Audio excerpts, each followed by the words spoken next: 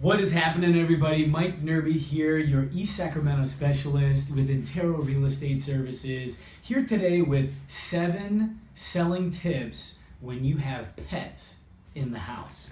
All right, so when you have an animal, dog, cat, or otherwise, okay, it can be sometimes challenging when you're trying to bring your house onto the market.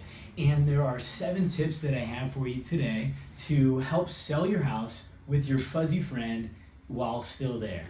Now, number 1 is we want to make sure that we do a deep clean on the house. So not your normal just vacuum, wipe the surfaces, and clean the floors. We really want to make sure we're moving the furniture, cleaning up all of the hair, and making sure we're getting through to all of the odors that are in the house, and lighting some candles and making sure things are just really fresh and really clean. That's number 1.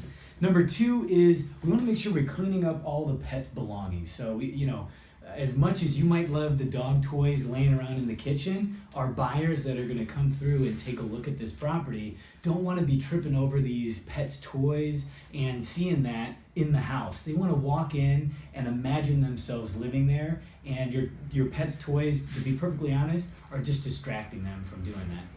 Number 3 is we want to clean up the exterior. So your dog or cat or whatever maybe uses the backyard as their bathroom, and so we want to make sure that all of that is cleaned up in the backyard for when they go and they take a look in the backyard. In the front as well, and maybe, hey, you have a dog that loves to dig holes. My dog Tara used to. I completely get it. But we want to make sure that we're filling up that the grass looks nice and pristine, so that way our pictures and when people come over to show the house, things are looking really, really fresh.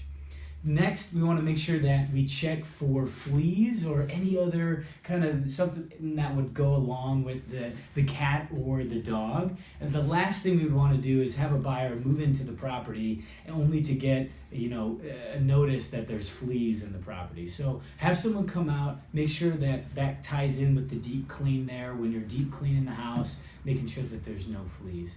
Next, we have interior damages. So this goes along with just prepping your house for sale. We want to make sure that, hey, if there's scratches on the walls, we want to make sure that that's taken care of. If there's scratches on the floor, anything that, just having an animal in the house, you're going to have some normal wear and tear. And the less that we can make that noticeable and just mitigate that, the better your house is going to be showing.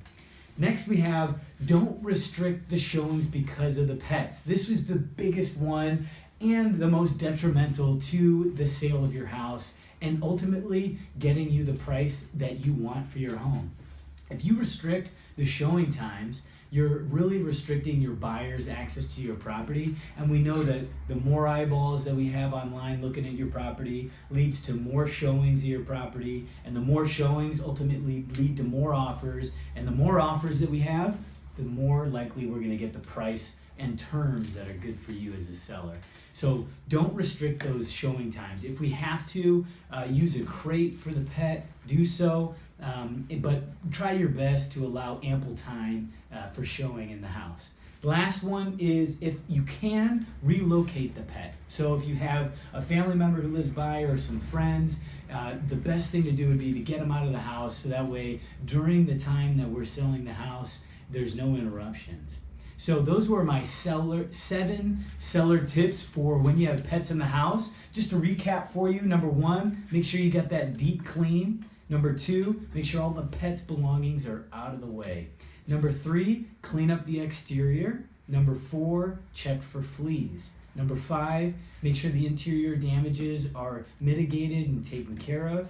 Number 6, don't restrict the showing times because of the pets. And lastly, if we can, just relocate the pets altogether. Thanks for tuning in. Again, this is Mike Nerby, Sacramento Real Estate. If you have questions about selling your house or the value, or if you have questions about purchasing in Sacramento, you can always leave some comments below, or feel free to give me a call. Thanks for tuning in. Make it a great day.